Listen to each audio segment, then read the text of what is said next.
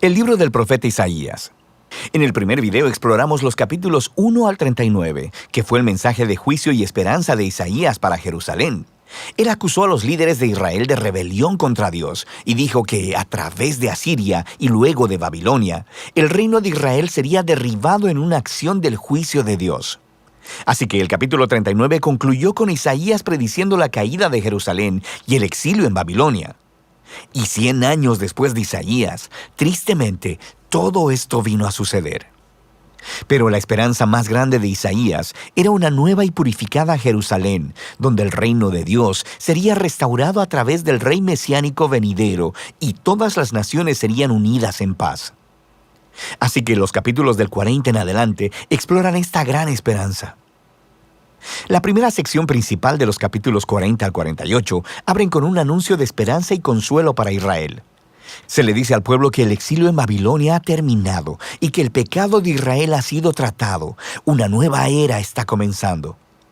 Así que todos deben regresar a casa en Jerusalén, donde Dios mismo traerá su reino y todas las naciones verán su gloria. Ahora, detengámonos un momento porque este anuncio inicial hace que surja una gran pregunta. ¿Quién está diciendo todo esto? ¿La voz de quién estamos escuchando en estas palabras de esperanza? La perspectiva del profeta en estos capítulos es la de alguien que está viviendo después del exilio. En otras palabras, en el tiempo descrito por Esdras Nehemías. Pero Isaías murió 150 años antes que todo eso. Así que, ¿qué se supone que entendamos con todo esto?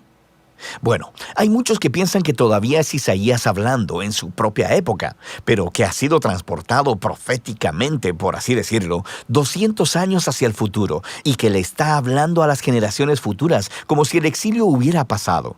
Sin embargo, el mismo libro de Isaías nos da algunas pistas de que probablemente algo más está sucediendo. En los capítulos 8, 29 y 30, se nos dice que después de que Isaías fue rechazado por los líderes de Israel, él escribió y selló en un rollo todos sus mensajes de juicio y esperanza, y que se los pasó a sus discípulos como testigos de los días que vendrían. Eventualmente, Isaías murió esperando que Dios vindicara sus palabras. Ahora, recuerda, los capítulos del 1 al 39 fueron diseñados para mostrarnos que las predicciones de juicio de Isaías fueron cumplidas en el exilio. Él es un verdadero profeta. Así que, después de que el exilio ha terminado, los discípulos de Isaías, quienes han atesorado sus palabras por tanto tiempo, abren el rollo y comienzan a aplicar sus palabras de esperanza a su propia época. Así que, desde esta perspectiva, el libro de Isaías consiste en esa primera colección de las palabras de Isaías, como también de las escrituras de sus discípulos proféticos, que Dios usa para extender el mensaje de esperanza de Isaías a las generaciones futuras. Cualquiera que sea tu perspectiva, todos están de acuerdo en que estos capítulos están anunciando que la esperanza futura ha llegado, que Dios está cumpliendo las promesas proféticas de Isaías. Así que el profeta espera que Israel responda, convirtiéndose en siervos de Dios. Esto es, que después de experimentar la justicia y misericordia de Dios a través de la historia, comiencen a compartir con las naciones quién es verdaderamente Dios. Pero eso no es lo que está sucediendo. En lugar de dar testimonio a las naciones, Israel se está quejando y aún acusando a Dios. Ellos dicen, el Señor no pone atención a nuestros problemas. De hecho, está ignorando nuestra causa. El exilio en Babilonia, de forma entendible, ha provocado que Israel pierda la fe en su Dios. Quiero decir, quizá Él no es tan poderoso. Quizá los dioses de Babilonia son más grandes que nuestro Dios.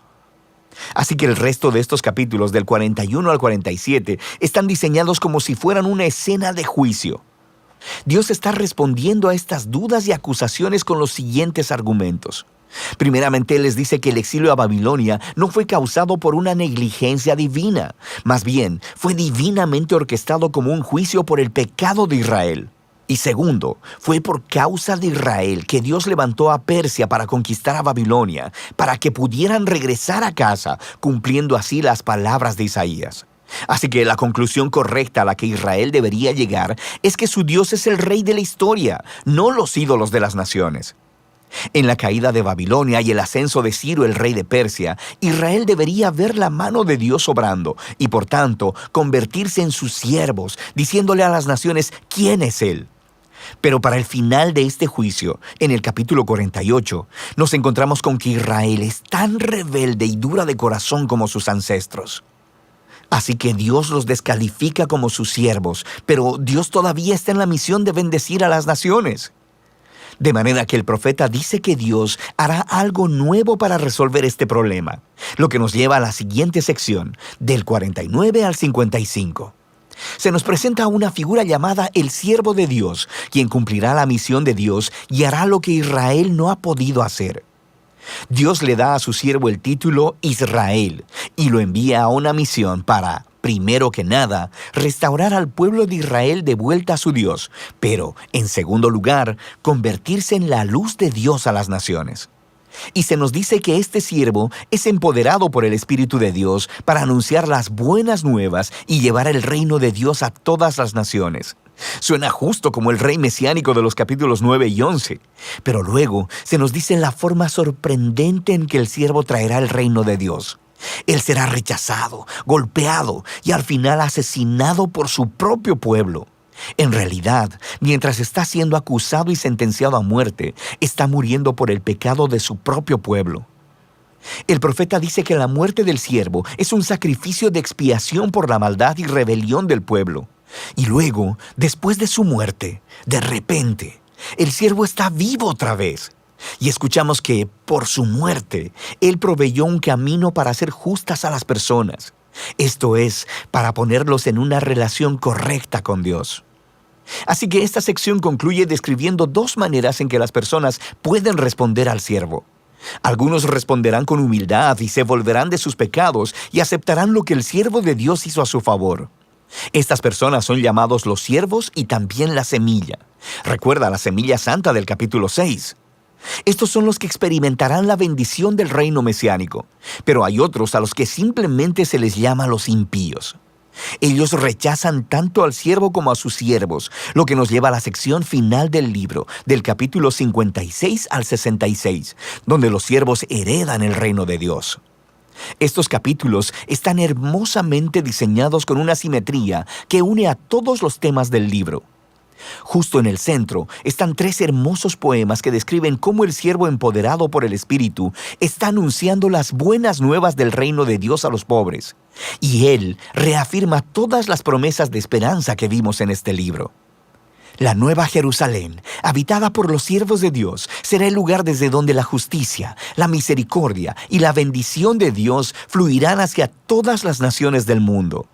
Y rodeando estos poemas están 2 largas oraciones de arrepentimiento, donde los siervos confiesan el pecado de Israel y se lamentan de toda la maldad que ven en el mundo que les rodea. Así que le piden a Dios que los perdone y que su reino venga aquí a la tierra en la misma forma como está en el cielo.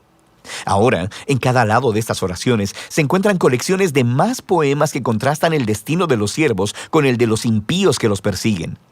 Dios dice que traerá su justicia sobre todos los que contaminan su buen mundo con maldad, egoísmo e idolatría, y que los excluirá de su ciudad para siempre. Pero los siervos, aquellos que son humildes delante de Dios y quienes se arrepienten y reconocen su propia maldad, estos son perdonados.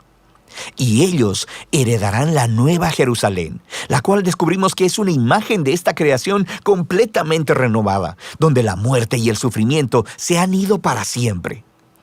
Y esto nos lleva al marco externo de esta parte del libro. En este mundo renovado por el reino de Dios, personas de todas las naciones son invitadas a venir y a unirse a los siervos de la familia del pacto de Dios, de modo que todos puedan conocer a su Creador y Redentor. Y así, el libro de Isaías termina con una visión muy grande del cumplimiento de todas las promesas del pacto de Dios. A través del sufriente rey siervo, Dios crea una familia del pacto proveniente de todas las naciones, quienes esperan la esperanza de la justicia de Dios mediante una creación renovada, donde el reino de Dios finalmente viene a la tierra como existe en el cielo. Y esa es la muy poderosa esperanza del libro de Isaías.